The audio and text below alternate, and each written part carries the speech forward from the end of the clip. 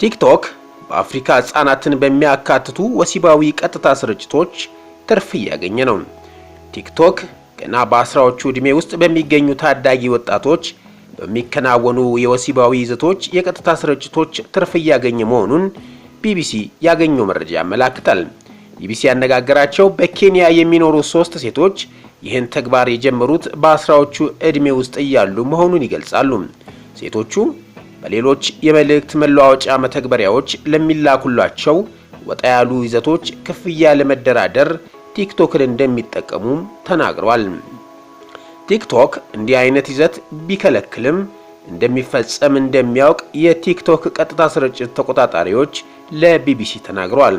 ቲክቶክ ከሁሉም የቀጥታ ስርጭቶች ላይ ከሚመነጭ ገቢ 70% ያህል እንደሚወስድ ቢቢሲ ከዚህ ቀደም ዘግቧል። ከኬንያ የሚካሄዱ የቀጥታ ስርጭቶች በቲክቶክ ዝናቸው የናኘ ነው። በዓለም ዙሪያ በመቶዎች የሚቆጠሩ ሰዎች በእያንዳንዱ ምሽት በደርዘን የሚቆጠሩ የኬንያ ሴቶች ሲጨፍሩ በቀጥታ በመተግበሪያው ላይ ይመለከታሉ።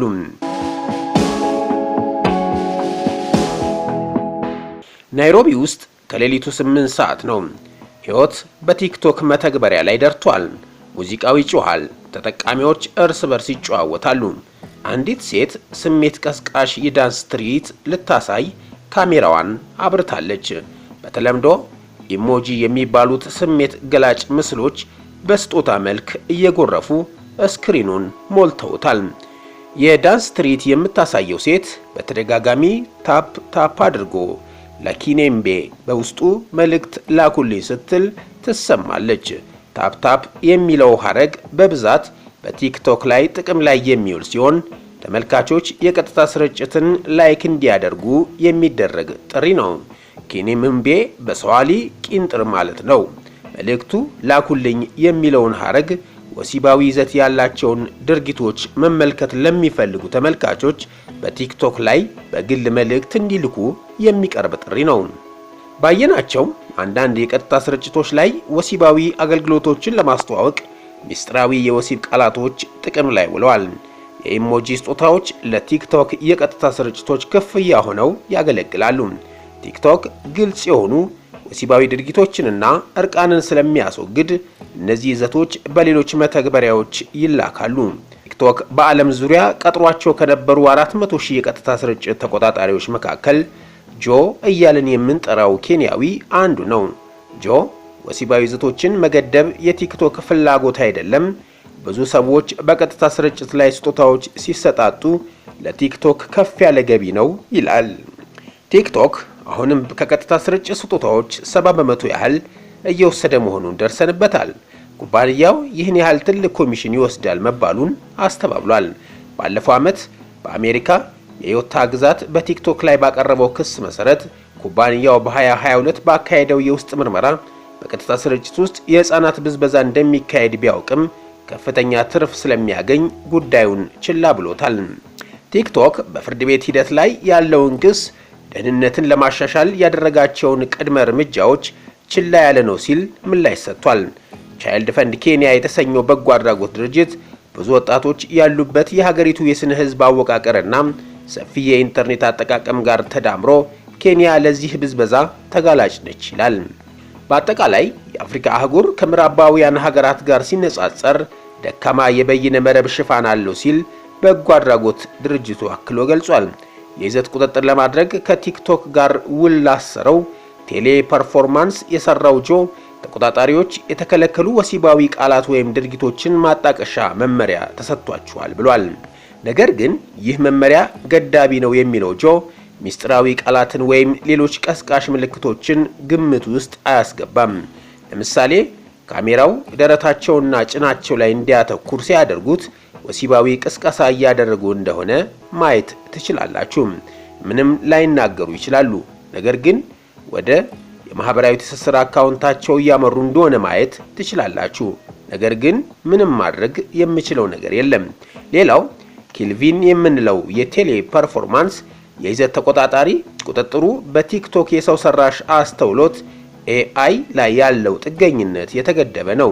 አካባቢያዊና ሚስጥራዊ የሆኑ ወሲባዊ ቃላትን መለየት አይችልም ይላል። ጆና ኬልቪን ስጋታቸውን ከነገሩን 7 ያሁኑና የቀድሞ የይዘት ተቆጣጣሪዎች መካከል ናቸው። ጆ በይዘት ከተቆጣጣሪዎቹ ገጽ ውስጥ የተጠቆሙት የቀጥታ ስርጭቶች 80 በመቶ ያህሉ ወሲባዊ ወይም ወሲባዊ አገልግሎቶች የማስታወቂያ እንደሆኑ ተናግሯል። እናም ቲክቶክ የጉዳዩን ስፋት ያውቃል። ቻይልድ ፈንድ ኬንያ እና ሌሎች በጎ አድራጎት ድርጅቶች ለቢቢሲ እንደተናገሩት በእነዚህ ተግባራት እስከ 9 ዓመት ያሉ ህጻናት እየተሳተፉ ነው። በቀን እስከ 6 ወይም 7 ሰዓታት በዚህ ድርጊት ላይ እንደሚያሳልፉና በአማካኝ ለሳምንት ምግብና ትራንስፖርት የሚሆን 30 ፓውንድ እንደሚያገኙ የሚናገሩ ታዳጊና ወጣት ሴቶችን ቢቢሲ አናግሯል። ኤስተርን እያልን የምንጠራት የ17 ዓመት ወጣት ራሴን በቲክቶክ እሸጣለሁ፣ ራቁቴን እጨፍራለሁ፣ ያንን የማደርገው ራሴን የማስተዳድርበትን ገንዘብ የማገኘው በዚህ መንገድ ስለሆነ ነው ስትል ተናግራለች። የምትኖረው 3000 ነዋሪዎች የመጸዳጃ ቤት መገልገያዎችን በሚጋሩበት ሰፈር ውስጥ ነው። ገንዘቡ ለልጇ ምግብ እንድትገዛና የኤስተር አባት ከሞተ ጀምሮም የቤት ኪራይ ለመክፈል ስትቸገር የነበረችውን እናቷን ለመደገፍ እንደረዳት ተናግራለች። ጓደኛዋ ከቲክቶክ የቀጥታ ስርጭት ጋር ስትተዋወቅ 15 ዓመቷ ነበር። በእርግጥ በቲክቶክ የቀጥታ ስርጭት ለመጠቀም የሚችሉት እድሜያቸው ከ18 በላይ የሆኑ ብቻ ናቸው። ተጠቃሚዎቹ የቀጥታ ስርጭት ለማድረግ ቢያንስ 1000 ተከታዮች ያስፈልጋቸዋል። ስለዚህ ብዙ ተከታይ ያላቸው የቲክቶክ ተጠቃሚዎች እንደ ዲጂታል አገናኞች ፒምፓስ ይሆናሉ። ወሲባዊ ይዘትን የሚሸጡ የቀጥታ ስርጭቶችን ማስተናገድ ይችላሉ። አንዳንዶቹ የመጠባበቂያ የቲክቶክ አካውንት አላቸው። ይህም ከዚያ ቀደም በቲክቶክ እንደታገዱ ያመላክታል። አንድ አገናኝ ስትደንሺ ከካሜራው ራቂ ካለበለዚያ ትታገጃለሽ እያለ በስክሪኑ ላይ ስትደንስ በምትታየው ሴት ላይ ይጮሃል። በቀጥታ ስርጭቱ ላስተናገዳት አገናኝ ከምታገኘው ገንዘብ ላይ ማካፈል አለባት። ኤስተር ግንኙነቱ በፍጥነት ወደ ብዝበዛ ሊለወጥ ይችላል ትላለች። የእርሷ ዲጂታል አገናኝ ፒምፒ ከ18 ዓመት በታች እንደነበረች እንደሚያውቅ ተናግራለች። እናም ወጣት ልጃገረዶችን መጠቀም ይወዳል። ብዙ ገንዘብ እንድታመጣ ጫና እንዳደረገባት ትናገራለች። ይህ ማለት ቶሎ ቶሎ በቀጥታ ስርጭት መግባት አለባት። ከምታገኘው ገንዘብ ከጠበቀችው በላይ እንደወሰደባትም ትናገራለች።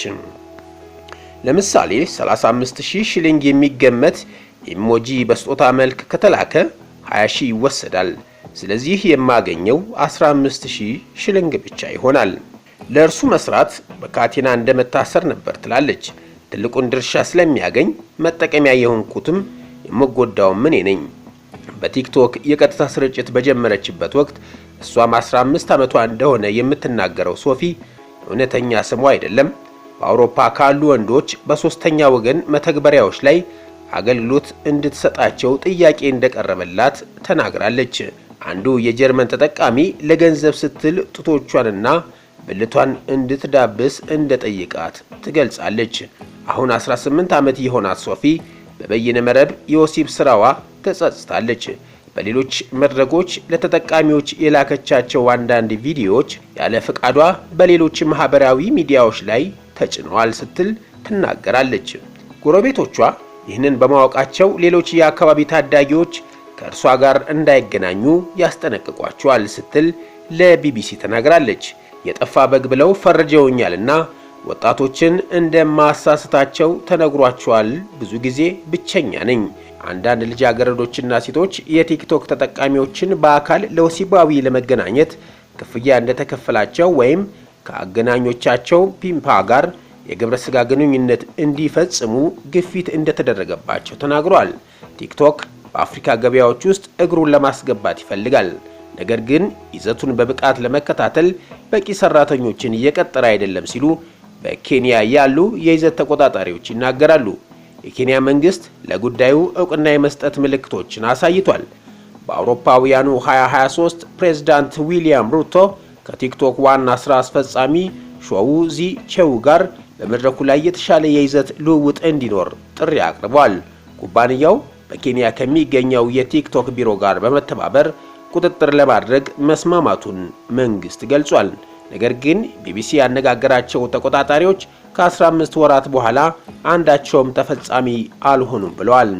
ቴሌፐርፎርማንስ የይዘት ተቆጣጣሪዎቹ በማህበረሰብ ደረጃዎች እና የደንበኛ መመሪያዎች ላይ ተመስርተው በተጠቃሚ የመነጨ ይዘትን ለመሰየምና ለመጠቆም በትጋት እንደሚሰሩና የደንበኞች ስርዓቱ ቴሌፐርፎርማንስ የሚያስከፋ ይዘትን እንዲያስወግድ ወይም ለሕግ አስከባሪ ባለስልጣናት እንዲያሳውቅ ተደርጎ እንዳልተዘጋጀ ገልጿል። የማህበራዊ ሚዲያው ቃል አቀባይ ቲክቶክ ለብዝበዛ ምንም ትዕግስት የለውም፣ ጠንካራ የይዘት ቁጥጥር ደንቦችን ሶሃይሊን ጨምሮ በ70 ቋንቋዎች የተዘጋጁ ጥብቅ የደህንነት ጥበቃ ፖሊሲዎችን እናስፈጽማለን።